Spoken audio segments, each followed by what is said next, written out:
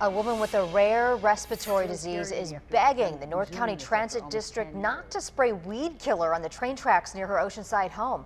She tells us they have accommodated her needs for 9 years, but she called 10 News when they told her this year they're spraying.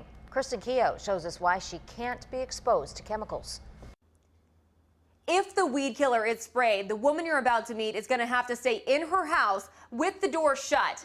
If you're wondering why she can't just go to a hotel or somewhere else for a few days, that's because here at her home she has special ventilation that allows her to breathe safely. This is almost like feeling like going to the execution. They gave me very little notice. At the end of September, Judy Kane learned a chemical will be sprayed Monday that could threaten her life. I have something called MCS, which is for multiple chemical sensitivities. For the past 9 years, Judy tells us North County Transit District didn't spray as part of reasonable accommodation under the American Disabilities Act.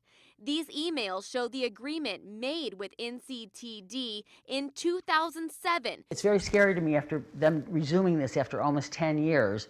In this email sent in September, a civil rights officer with NCTD told Judy the avoidance of spraying herbicides does not fall under reasonable accommodation because the right-of-way getting sprayed is not accessible to the public.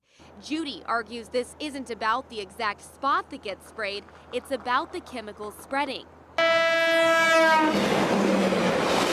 I called 3 NCTD contacts Friday at about 3:30 p.m. and left messages. No one has called me back. I got my hands on their stormwater management plan. It explains that spraying herbicides in places like behind Judy's home is part of maintenance to reduce pollutants in stormwater. They have been just weed whacking it, but now they're saying that it's too expensive, it's too time consuming. On the same page, the plan also says NCTD shall evaluate and implement practices that reduce the discharge of pesticides, herbicides, and fertilizers, mainly in right-of-ways. Judy hopes they'll work on those practices, starting with the right-of-way behind her home.